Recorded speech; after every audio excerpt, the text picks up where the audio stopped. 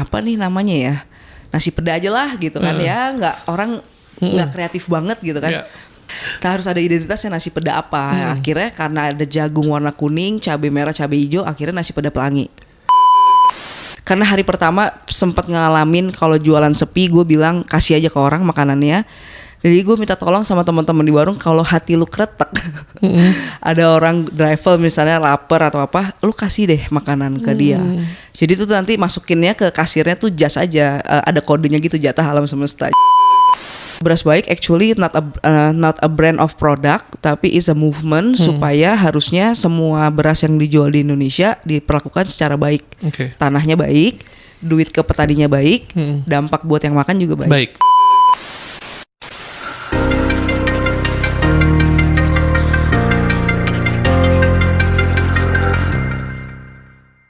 Oke, kita ketemu lagi di podcast berusaha yang ke-9.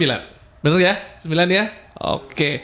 Kali ini kita kedatangan bintang tamu yang seru pastinya. Pengalamannya menginspirasi teman-teman semuanya. Tepuk tangan dong untuk Nadia. Hihi. Sampai goyang nih mic saking serunya. Oke. Halo. Nadia, apa kabar? Baik, alhamdulillah. Terima kasih sudah meluangkan waktunya di kesempatan yang padat ini. Dengan senang hati. Ngobrol-ngobrol sama kita. Dengan senang hati, thank you. Mudah-mudahan apa yang kita bicarakan sekarang bisa menjadi inspirasi dan membantu teman-teman RS Kawan di luar sana. Amin. RS apa? RS Kawan. Wih, keren. Amin. Oke, jadi teman-teman kita sebutnya RS Kawan. RS Kawan. Oke. Langsung aja nih ya teman-teman. Jadi Nadia ini merupakan founder dari Nasi Peda Pelangi. Betul ya? Betul. Nah, mungkin kita langsung ke cerita dong, awal mulanya gimana, tahun berapa, kenapa bisa bikin usaha ini, yang pasti teman-teman juga pengen nih, banyak yang pengen punya usaha sendiri, apapun itu bidangnya gitu ya. Oke, thank you for having me. Cerita awalnya bisnis Nasi Peda Pelangi itu sebenarnya ada karena tidak sengaja. Oke. Jadi back then story, sempat jadi karyawan kantoran. Ya udah melalang buana lumayan, terus sampai mungkin sudah 10 tahun berkecimpung di dunia corporate gitu kan. Sampai ada satu momen baru waktu punya anak ya. Jadi kalau ngantor kan ada cuti hamil. Balik cuti hamil tuh hati udah nggak di kantor ya. Titik baliknya itu ya. Titik baliknya itu.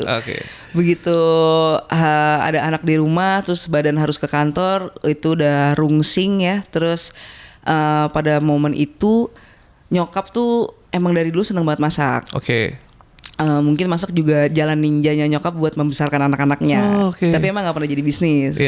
Jadi emang dia jual kalau ada pesanan dan lain-lain segala macam. Terus waktu 2018 kira-kira tuh cuti anakku lahir November 2017, cuti 3 bulan ya, awal-awal 2018 itu tuh nyokap lagi sering dapat pesanan kayak kalau weekend suka bikin lauk peda. Jadi emang nyokap suka banget jagung. Nyokap suka masak dari sisa-sisa bahan yang ada di kulkas, dan itu ada ikan asin pedanya. Nah itu peda pelangi, yang mana makanan itu kebetulan dulu rumahku selalu deket sama sekolah, daerah-daerah sekolah. Jadi kalau mau ada ekskul, pasti teman-teman nongkrong dulu di rumah sambil nungguin ekskulnya, makan itu, dan itu jadi makanan favorit. Nah waktu lagi rungsing itu nyokap tuh setiap hari Sabtu dipesen lah sama bokapnya temen nih yang doyan banget. Terus suami waktu itu kan udah nikah ya, tapi kan nggak bisa masak dong. Karena ya satu dan lain hal, termasuk fobia sama bawang merah gitu kan. Nggak bisa masak, tapi kok ini makanan kayaknya orang pada doyan ya gitu.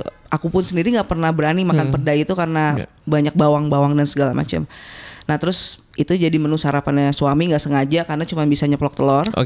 Akhirnya nasi dikasih telur ceplok, terus suami sendokin deh sama sisa lauk pedanya nyokap, dan ada keripik kentang di satu toples gitu, udah dimakan. Jadi satu kesatuan makanan yang enak katanya dia. Nih enak nih gitu. Terus habis itu nyokap ada pesanan lagi, masaknya banyak.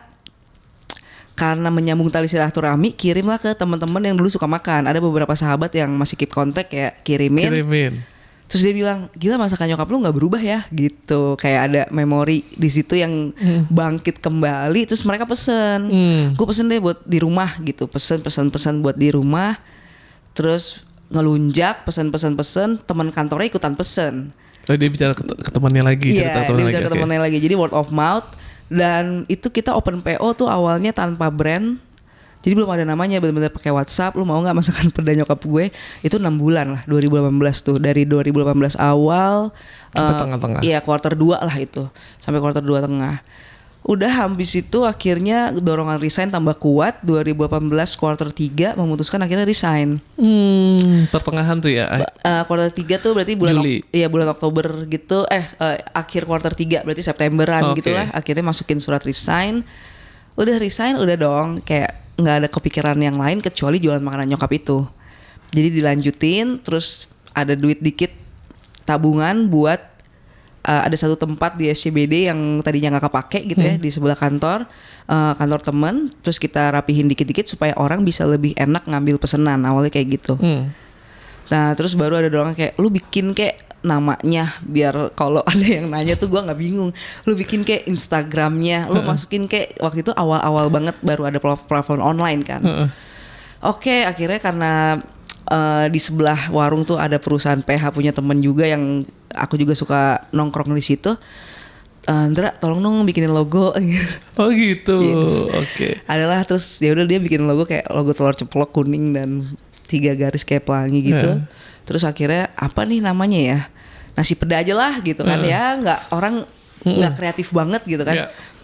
Terus adik aku bilang nggak bisa nasi peda doang, harus 3 suku kata. Ya, siapa yang ngarusin gitu ya.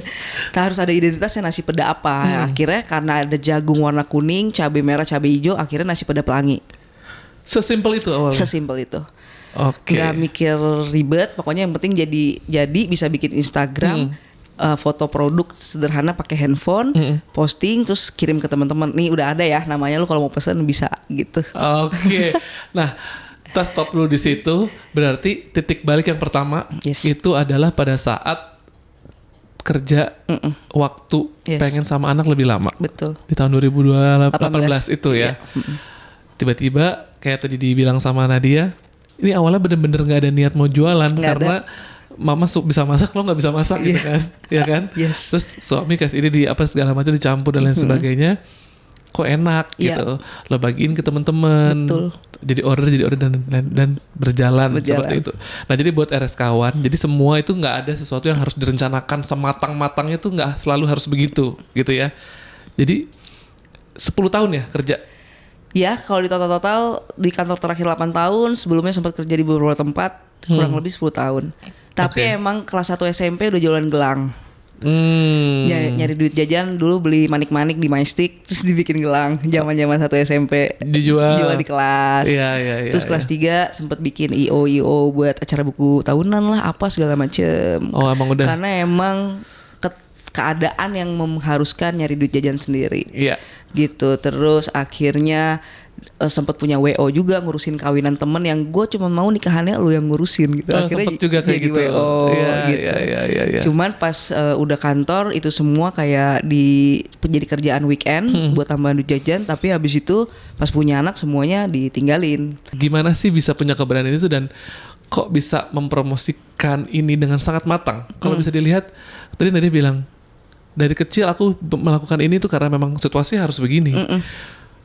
Cari modal juga bukan modal berlimpah dari orang tua untuk punya, tapi apa namanya, bisa dibilang tanda kutip nekat. Bener nggak? Betul. Ya, boleh ceritain nggak kayak RSKawan di rumah Nadia, kenapa bisa ada keberanian itu dan gimana proses nge-brandingin ini dengan segala macam keterbatasan yang ada? Oke, pertama keberanian itu datang dari ketika lu ngelakuin sesuatu tapi hatinya nggak happy. Menurut aku itu kita lagi di penjara sama badan kita sendiri. Oke. Jadi waktu itu titik baliknya ketika harus ngabisin waktu 2 jam pulang, 2 jam pergi. Kalau dari rumah ke kantor. Dari kantor ke rumah juga? Dari kantor ke rumah juga gitu, even worse kan kalau sore. Jadi di situ kayak ada bisikan setan ya. Kayaknya gue nggak dilahirin untuk ini. Terus di situ aku kayak refleksi lagi, sebenarnya purpose gue apa sih? Kan kalau dulu tuh ngejar karir, duit banyak, bisa nyenengin nyokap gitu kan. Tapi begitu ngeliat nyokap juga seneng dengan makanan yang dimakan sama banyak orang, dia juga seneng kok. Jadi kayaknya nyenengin nyokap tuh bisa punya banyak cara gitu, nggak harus jadi sesuatu yang kadang kan kita suka membatasi. Oh kalau sukses tuh indikatornya Harus begini. ini, Ya. kalau berhasil tuh indikatornya ini gitu. Itu kan kadang-kadang batas-batas yang kita bangun sendiri karena takut sama orang bilang apa dan lain-lain kan. Tapi di situ aku kayak ngasih waktu buat diriku sendiri untuk ngerefleksi lagi, lu tuh sebenarnya mau ngapain. Pasti jawabannya balik lagi nyenengin nyokap sama pengen sama anak gitu. Jadi 2 alasan itu menurut aku yang bikin aku jadi berani untuk ngambil resiko gitu. Dan waktu bilang sama suami boleh nggak resign gitu, dia malah dari awal nikah nyuruhnya resign. Padahal suami tuh juga musisi. Jadi waktu COVID juga nggak ada job, jadi nggak bisa bikin musik, nggak bisa ada manggung, nggak bisa bisnis sound systemnya juga nggak jalan karena nggak ada event kan, semua orang lockdown di rumah. Cuman dia bilang kalau kita bisnis bosnya Tuhan, kalau lu masih kerja kantoran bosnya masih orang. Nah, lu mau tergantung sama Tuhan apa sama orang? Nah di situ kayaknya aku juga mengalami spiritual journey yang bikin aku lebih yakin lagi sama Tuhan aku sih. Gitu jadinya ya udahlah, faith aja, nggak mungkin Tuhan membiarkan umatnya kelaparan. At least kalau jual makanan ya udah pasti nggak mungkin kelaparan lah gitu. Gue suka deh dengar jawaban ini. Nah, untuk RS kawan di rumah yang lagi mungkin itu yang baru pertanyaan pertama tadi ya. Pertanyaan pertama. Jadi kenapa bisa berani? Yaitu pertama ada yakin dulu di sini. Jadi lo harus punya indikator dalam diri lo sendiri ya. Jadi kayak mungkin kalau sukses menurut lo seperti apa gitu, ya lo nggak harus sukses dengan aturan orang lain. A, gitu. Lo lihat diri lo sendiri. Kayak tadi Nadia cerita dengan menyenangkan ibunya, cuma makan masakan ibunya aja, terus dibeli orang itu menyenangkan dia, nggak harus lo kasih uang sekian banyak ke ibu lo dia happy gitu kan ya. Jadi Nadia yakin itu yang membuat tekad dia, jadi gue mau bahagiain ibu gue punya waktu banyak sama anak gue, sehingga dari 10 tahun pengalaman yang gak sebentar ya. Nah kemudian branding. Kenapa lo bisa dengan keterbatasan ini lo bisa branding ini tuh menurut gue tuh oke banget sih Nasi Pada Pelangi ini. Thank you. Kalau jawab ini juga semuanya yang terjadi di Nasi Pada Pelangi itu semuanya menurut gue perjalanan proses. Pertama kita jualan nggak pakai brand Samsek. Yang kedua ketika udah ada dorongan dari teman-teman lu bikin Instagram apa segala macem, minta tolong temen, lagi-lagi banyak banget pertolongan Tuhan ya di sini. Ditolong teman kayak namanya Andra, dia orang desain, bikinin gue logo dong. Dia terinspirasi dari satu menu yang kita jual. Jadi kita juga mulai jual Nasi Pada Pelangi itu menunya cuma satu, nasi pakai telur ceplok setengah mateng, pakai lauk peda, pakai keripik kentang. Cuma satu itu doang. Abis itu dia bikin logo sederhana dan inspirasi namanya juga ya karena ada warna-warni di situ jadinya pelangi. Nah setelah dari situ kan kebetulan ada kesempatan untuk S2 akhirnya. Terus di Prasetya Mulia tuh tempat gue S2, pelajaran yang paling gue suka pelajaran branding. Itu tahun berapa tuh? Setelah Nasi Pada udah ada? 2018 pas resign. Jadi waktu resign itu lagi kerja, sebelum resign itu kerja kantor, terus malamnya S2. Terus waktu itu ada Asian Games juga, jadi panitia, terus ada warung juga. Jadi dari situ kayak ini nggak boleh nih egois kayak gini. Kalau 4-4-nya dijalanin anaknya nggak keurus. Akhirnya pilih salah satu yang harus dirilis. Jadi yang gue pilih rilis yang kerjaan kantornya. Nah setelah itu di kelas branding itu belajar.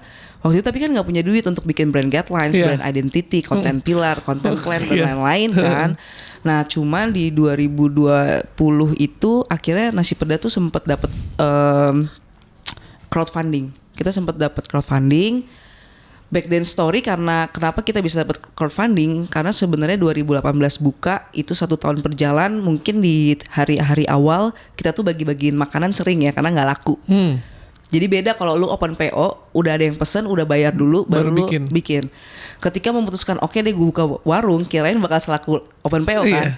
Bawa dari rumah 30 porsi, taruh di situ jam 12 kok nggak ada yang dateng. Sempet kayak gitu? Sempet, pasti. Hari-hari pertama akhirnya ada tukang sapu, ada tukang apa segala macam, panggil makan aja bang. Bagi-bagi. Besoknya satu orang datang beli gorengan, besoknya yang beli gorengan datang beli nasi plus bawa temennya. At the end word of mouth di situ tetap jalan sampai akhirnya 2019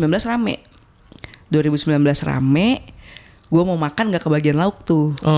Megang sepiring nasi di situ terus kayak ada satu pertanyaan dari hati lagi nih, lagi-lagi kayak ini nasi datangnya dari mana ya?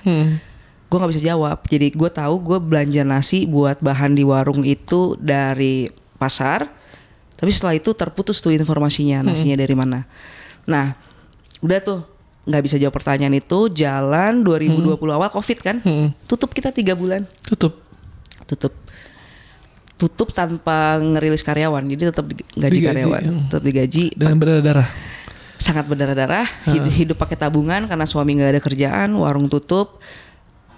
S2-nya harus selesai bikin tesis. Ini pusingnya banyak ya gitu. Terus akhirnya akhirnya gue memutuskan untuk ini pusingnya harus digabungin supaya pusingnya jadi satu. Nah akhirnya gimana caranya bisnisnya tesisnya bisa dari problem yang ada di bisnis sekarang, gimana caranya tesis bisa jadi problem solver. Nah di situ belajar untuk sebuah brand yang bagus itu harus punya story. Karena waktu itu pikirannya kapitalis, pengen punya duit ya supaya bisa gaji karyawan. Gue mau jadi juragan beras aja.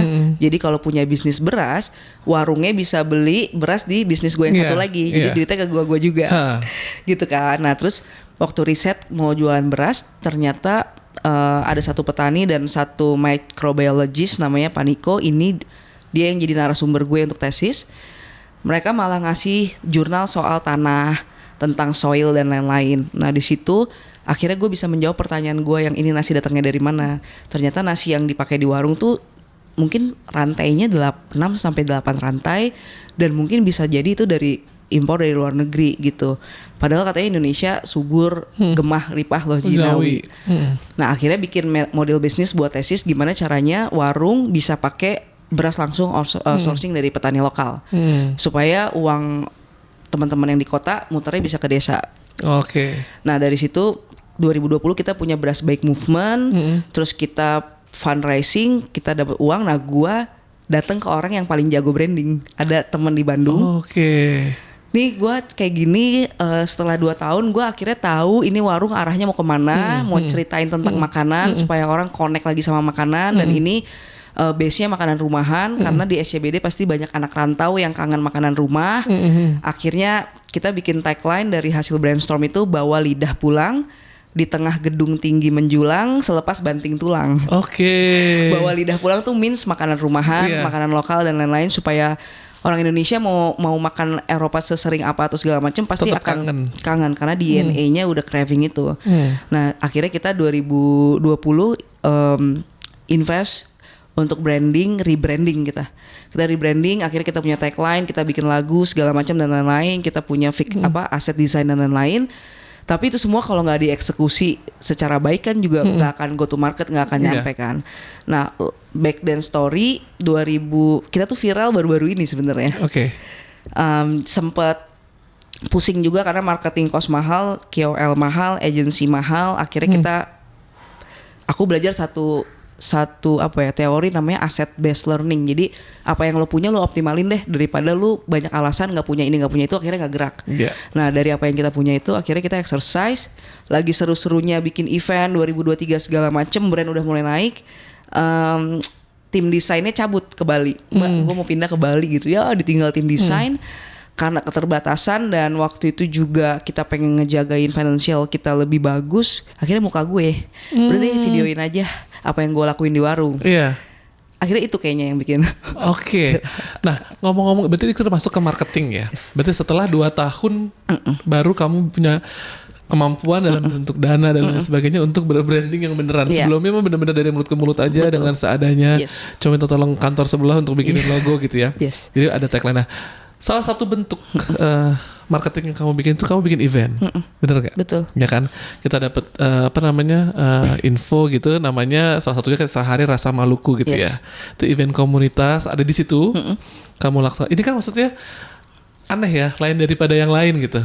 Jadi 2020 setelah kita punya Beras Baik Movement, intinya aku secara founder gitu ya, jadi bener-bener shifting baik kehidupan pribadi maupun how aku ngelihat bisnis aku sebenarnya. Setelah kayak connect, ternyata 3 kali sehari makan nasi, kita sebagai manusia bener-bener nggak tahu apa yang masuk ke badan nih. Terus kita selama ini cuma kemakan sama marketing doang. Iya, betul. Nah, jadi gimana caranya pakai pola yang sama tapi ngerubah mindsetnya dibalik lagi. Nah, dari situ akhirnya sering jalan-jalan ke desa. Terus ada satu buku warisannya Pak Karno namanya Mustika Rasa. Dia itu isinya 6.000 resep dari Sabang sampai Merauke. Waktu itu dikumpulin sama Pak Karno supaya orang Indonesia tuh bisa tukeran resep. Karena sebenarnya biodiversitas kita tinggi dan luas, tapi kadang-kadang terbatas gitu. Nah, hari ini kebanyakan yang ada yang orang Jakarta makan itu barang dari luar semua, even barang lokalnya nggak ada. Nah, jadi waktu habis punya Beras Baik Movement, terus sering ke desa-desa, banyak kolaborasi sama teman-teman di desa. Kita bikin minuman dari buah maram, dari kelor dan lain-lain. Jadi warung tuh jadi showcase barang-barang keren yang ada di desa yang orang kota nggak tahu. Kayak gitu. Sementara orang kota kadang bilang gue bosen sama makanan di kota yang itu aja. Jadi kita temuin di situ. Nah, jadi emang dari situ apa ya, Tuhan mempertemukan orang dengan frekuensi yang sama kayaknya, dan warung lah jadi oase, jadi tempatnya, jadi wadahnya. Orang nongkrong di situ segala macam. Nah, dari jalan-jalan itu kita 2023 tuh bikin Sehari Rasa Borneo, Sehari Rasa Gorontalo, Sehari Rasa Bali, Sehari Rasa Jogja. Itu weekly, Sulawesi, sebulan sekali. Sebulan sekali. Sebulan sekali. Terus kita pasti kolaborasi. Jadi bukan kita sendiri. Karena gue nggak bisa masak, gue ajak chef terkenal. Terus gue minta tolong temen di daerah untuk kirim bahan-bahannya. Terus sama chef itu dibikin. Terus kita bikinnya 5 Sense Experience. Jadi untuk memantik DNA orang Indonesia lagi supaya balik suka ke makanan lokal, kita pakai bunyi-bunyi hutan, kita rekam. Jadi temen di desa rekam buat kita pasang di tengah kota. Terus kita nyalain dupa biar ada wangi-wangi melati dan lain-lain. Itu namanya apa? Itu yang Sehari Rasa beda-beda itu? Sehari Rasa itu beda-beda. Jadi terus kalau misalnya kayak contoh Sehari Rasa Borneo, kita ada yang main sape, ada yang narinya, ada suara hutan Kalimantan, ada ikan asin lais, daun pakis, makanan-makanan yang nggak ada di sini, dan itu kita jual cuma sehari. Iya. Dengan nguatin komunitas itu kayak aku percaya marketing yang paling ampuh tuh word of mouth. Jadi kalau komunitasnya udah happy, dia bisa jadi marketing tools yang gratis gitu sebenarnya. Jadi kenapa jadi lebih bikin event ya secara tahun lalu gitu. Keren loh ini, maksudnya apa namanya ya, pastinya ini pengalaman juga yang membuat bisa begitu dan banyak nanya. Boleh nggak ceritain gimana menurut Nadia nih, usaha kamu ini si Nasi Peda Pelangi ini bisa tetap dicintai, dinikmati, dan tetap ada pelanggannya seperti target dan lain sebagainya yang kamu ingin capai gitu.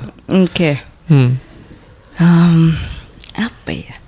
Kalau Nasi Peda Pelangi sendiri sebenarnya aku ngerasain banget perbedaan dari 2018 ke 2020, terus 2020 sampai hari ini.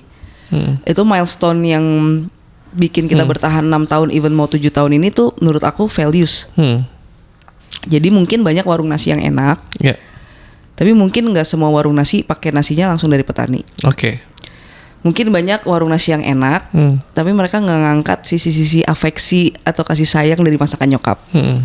Terus kayak di 2018 sampai 2020 sebelum punya Beras Baik Movement, orang datang ke situ makan pulang udah. Tapi begitu kita punya sesuatu yang bisa diceritakan ke konsumen, otomatis attachment atau engagement kita ke konsumen tuh bisa jadi ada bahan obrolan, bisa jadi ada cerita, dan lama-lama kita kayak ngebentuk suatu keluarga baru atau komunitas baru lah sebenarnya. Jadi menurut aku yang ngebedain Nasi Peda Pelangi sama yang lain tuh tadi values-nya. Kita sadar kita nggak bisa sourcing semuanya dari lokal, tapi at least kita mulai dari nasi dulu deh yang orang Indonesia katanya belum makan kalau belum makan nasi gitu. Jadi kita dari situ. Terus kita juga sebenarnya kalau yang jualan kayak Nasi Peda Pelangi banyak, terus kita ajak collab semuanya. Kita punya IP selain Sehari Rasa, kita punya IP namanya Kawin Lokal. Jadi warung DCBD kayak beberapa warung temen kita ajak kolaborasi menunya. Malah ketika kolaborasi kita bisa tukeran market. Karena kan orang kalau jual makanan atau kita lah semua sebagai orang yang suka jajan, 3 kali sehari kita memutuskan mau jajan apa dan di mana. Jadi pasti ada saatnya dia nggak mau jajan Nasi Peda Pelangi tapi mau jajan yang lain. Begitu juga ada yang saatnya mau jajan A, terus besoknya baru deh makan nasi peda. Nah ketika kita collab tuh kita bisa kayak saling transfer market masing-masing sebenarnya. Jadi aku percaya banget sama kekuatan gotong royong dan kolaborasi. Terus setelah kita jadiin nasi peda pelangi, ini warung gotong royong, semua produk lokal bisa jualan di situ selama punya values yang sama gitu ya. Produk-produk lokal yang kita pajang atau kita jual di situ punya marketnya lagi masing-masing buat nyobain di situ. Kan nggak mungkin dia datang ke warung cuma beli minuman temennya doang kan, dia pasti sambil beli makanannya juga. Jadi menurut aku produk yang konsisten, terus kita juga punya values yang bener-bener purpose tadi yang bener-bener apa ya, setelah purpose-nya ketahuan, terus kita ketemu values yang bisa jadi unique selling point kita. Unique selling point kita itu bisa jadi alasan buat orang milih nasi peda pelangi daripada yang lain. Nah setelah itu kita juga menunjukkan bahwa kita down to earth, ngajak kolaborasi semua orang sih. Oke, ini kalau mau aja ya, nggak juga nggak apa-apa. Boleh nggak sih kayak share gitu ke teman-teman gitu, strategi sosial media yang dijalankan oleh Nadia dan tim terutama ya untuk teman-teman agar bisa ditiru lah, mungkin garis besarnya aja gitu. Boleh banget. Jadi itu juga awalnya nggak sengaja. Jadi kan aku udah bilang kayak ditinggal pergi graphic designer. Ternyata muka si founder ini jadi kasir lagi, terus ngelayanin konsumen. Jadi awalnya tuh emang dari dulu kan mulai tuh cuma berdua sama nyokap. Nyokap bagian produksi, gue bagian tempur ya lah, dapur sama tempur. Nah sampai sekarang pun walaupun timnya juga udah besar, kita tetap bagi dua tuh, dapur sama tempur. Nah ada satu momentum di mana kayaknya kangen ngasir, anak-anak udah mulai sekolah segala macam, udah bisa balik ke warung. Awalnya balik ngasir lagi tuh karena pengen guyup sama teman-teman di warung tim gitu, supaya timnya tuh solid lah, karena ngomongin HR juga is one thing problem yang gede banget. Nah dari ada di kasir lagi, ternyata malah selain bisa akrab sama teman-teman di warung, bisa ketemu langsung sama konsumen. Nah dari situ engagement ada lagi, dan situ ngerasa nih kalau gue bayar KOL, gue nggak rela duit gue margin gue buat KOL. Gue juga nggak pengen karena kalau misalnya kita main platform online dan lain-lain, komisinya satu gede. Terus kalau kita pakai agensi, gue yakin UMKM nggak usah lah ya, bahkan nggak usah gitu ya agensi. Jadi gimana caranya kita bisa punya suatu yang menarik dilihat sama konsumen, tapi nggak mengada-ngada gitu, supaya nggak mikir dua kali. Akhirnya secara original ya lu rekam aja apa yang gue lakuin sebagai founder, karena kita percaya brand hari ini bisa, yang bakalan laku adalah yang relevan. Kalau dia relevan, terus dia punya trust sama brand itu among the red ocean competitors or pemain F&B di mana-mana, kalau kita bisa relevan sama konsumen kita dan itu benar-benar dibawa personal, ya dia akan nyangkut gitu. Nah ketika bawa lidah pulang, makanan nyokap, nasi itu yang lo makan ada yang lebih sehat dari petani, dan orang-orang Indonesia tuh kayaknya kita baru dinobatkan jadi negara paling dermawan 7 kali berturut-turut kan. Berarti kan orang Indonesia tuh pengennya ngebantu orang. Terus kita di warung juga punya ada program namanya JAS setiap hari Jumat. Sebenarnya setiap hari ada program JAS, Jatah Alam Semesta. Ini emang agak aneh. Jadi karena hari pertama sempat ngalamin kalau jualan sepi, gue bilang kasih aja ke orang makanannya. Jadi gue minta tolong sama teman-teman di warung, kalau hati lu kretek, ada orang driver misalnya lapar atau apa, lu kasih deh makanan ke dia. Jadi itu nanti masukinnya ke kasirnya tuh jas aja, ada kodenya gitu, Jatah Alam Semesta. Jadi emang, gitu. Jadi itu kayaknya perilaku behavior kita yang emang kita lakuin, terus akhirnya kita ceritain akhirnya. Awalnya juga takut nih, riba nggak sih ya nyeritain kayak gini, tapi itu yang sekarang dunia digital suka gitu. Jadi tanpa kita ngebuat, kita cuman rekam dan kita sajiin. Terus kalau yang aku pelajarin sebenarnya konsisten. Jadi kita ngepostingnya harus konsisten. Terus kita harus benar-benar punya unique selling point yang benar-benar unik, yang orang lain tuh nggak punya. Jadi ketika ketemu patternnya di kasir, terus itu works, kita udah nyoba berapa pattern sebenarnya, yang aku masak, terus yang aku ngelap meja, yang aku apa segala macam, tapi ternyata yang paling works ketika engage sama konsumen lewat kasir itu. Itu udah masukan-masukan dari Nadia ya, yang bisa dicontoh untuk sosial media teman-teman gitu. Nah, ini ada, kita kemarin sebelum Nadia jadi bintang tamu, kita spread bagi pertanyaan kepada teman-teman. Kira-kira apa yang mau ditanyakan ke Nadia? Ini ada 3 pertanyaan ya. Yang pertama, boleh cerita sedikit nggak tentang Beras Baik? Beras Baik itu gara-gara harus lulus S2, akhirnya kepikiran jualan beras biar warung sendiri. Jadi kalau punya toko beras kan warungnya beli berasnya murah. Gitu. Awalnya kepikirannya kayak gitu. Terus waktu mau nentuin mau jualan beras apa, datang ke satu petani di Jogja, nanya pertama lewat online karena itu lagi COVID. Mas, aku harus jual beras organik, non organik, hitam, putih atau merah, karena informasiku akan beras taunya dari situ doang.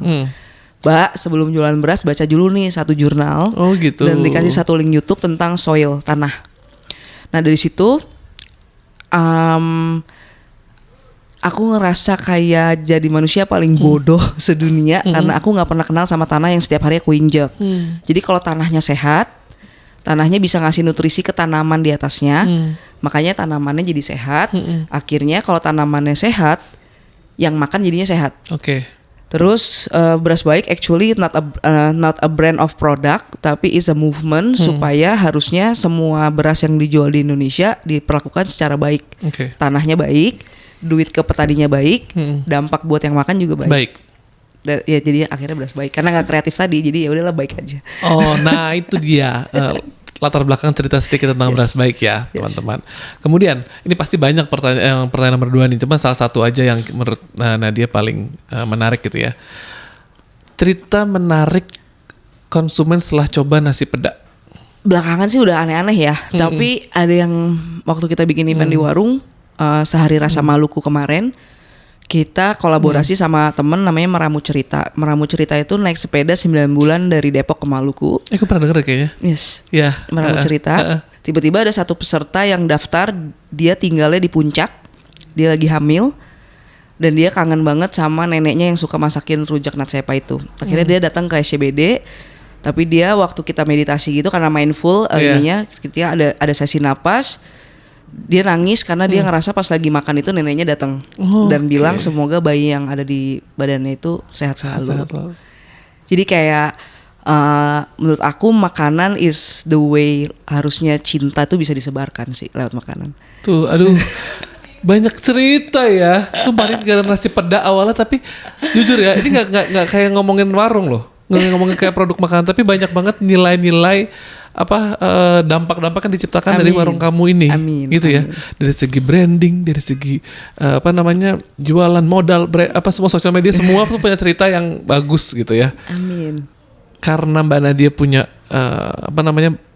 background bisnis lah ya, sekolahnya kan juga ekonomi gitu, pasti juga nggak out of nowhere tiba-tiba gue bisa cuan nih kan, kayak gitu. Jadi pasti ada perhitungan tertentu yang Mbak Nadia pikirkan gitu berdasarkan dari pengalaman background pendidikan pastinya gitu. Nah, untuk teman-teman di rumah yang katanya mau jadi berwirausaha, mau jadi pengusaha gitu, kapan nih Nadia waktu yang tepat untuk memulai bisnis? Berdasarkan pengalaman pribadi ya, dari SMP kan udah dagang. Cuman emang banyak side hustle-nya tuh di SMA. Kayak waktu menuju masa kuliah gitu ya, biasanya tuh SMA udah pengen jajan lebih, nggak mau minta duit gitu kan, terus akhirnya suka bikin bisnis kecil lah di situ kan. Yang jajan bertambah jajan bertambah gitu kan, terus biar kebayang juga nih beneran nanti kuliahnya mau ngambil apa sih supaya bisa najemin apa yang udah di trial dari masa-masa muda itulah ya. Jadi kalau aku percaya semakin cepat kita menghabiskan tiket gagal kita, semakin cepat ketemu formula keberhasilannya. Jadi ya mau nyerempet lulus gitu. SMA gitu ya. SMA sebelum kuliah. Jadi nanti kalau misalnya di SMA udah tahu pengen apa, udah nyoba-nyoba kira-kira serak segala macam, jadi nanti pas kuliah bisa mempertajam itu kan sebenarnya. Jadi support dari apa yang kita suka. Jadi kalau misalnya makin banyak nyoba secara lebih awal, bisa lebih ketemu passionnya sebenarnya apa. Tiket gagal bisa lebih cepat habis, akhirnya formula suksesnya bisa lebih cepat ketemu.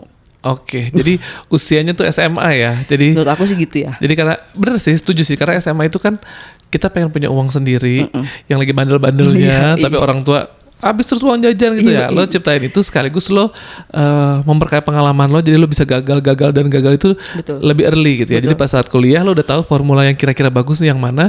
Pada saat bekerja setelah 3-4 tahun kuliah misalnya, lo udah mantep gitu. Itu yang ideal seperti itu ya. Jadi berdasarkan pengalaman dan juga pendidikan yang dijalani, idealnya itu SMA kalian udah bisa mencoba tentang bisnis kalian itu gitu ya. Karena kan kalau belajar sampai sekarang pun kan juga pasti setiap hari kita belajar. Yes. Kalau misalnya belajarnya pas sudah punya keluarga, pasti mitigasi resikonya lebih banyak. Banyak yang dipikirkan. Kita kalau gue gagal di sini, anak gue makan apa? Yes, Pasti lebih gitu kan. Tapi kan kalau SMA belum punya tanggung jawab yang gede-gede banget. Yeah. Terus ya saatnya lu banyak salah sih dia. Iya, betul. Jadi saatnya mencoba banyak hal. Oke, nah teman nyambung yang terakhir. Saatnya mencoba banyak hal, uang jajan, gagal juga nggak apa-apa orang Yes. SMA ya. Ya. Jadi paling nggak dampaknya juga nggak sebesar nanti kalau udah dewasa gagal berkali-kali gitu ya. Betul. Oke. Teman-teman, banyak banget inspirasi yang didapat Thank dari you. Nadia. Terima kasih banget udah berbagi sama kita di podcast kita di Berusaha. Ya semoga apa yang kita bagikan dari Nadia, Amin. pengalamannya bisa menginspirasi kalian dan Amin. pastinya memberikan dampak negatif, dampak negatif, dampak positif. Karena banyak gagal ya. Karena gagal tadi kan, dampak positif untuk teman-teman semua yang mau mulai usahanya. Amin. Gitu. Terima kasih ya Nadia. Dengan senang Sukses. hati, terima kasih. Nasi pada pelangin semakin viral lagi. Amin. Semakin sukses yang paling penting. Amin. Dan pastinya bisa membantu teman-teman semuanya. Amin, Gitu thank ya. you udah ngajak main ke sini. Oke. Ditunggu di warung Oke, baik. Di mana warungnya? SCBD. SCBD. Oke, terima kasih Terima Nadia. kasih. Yeay.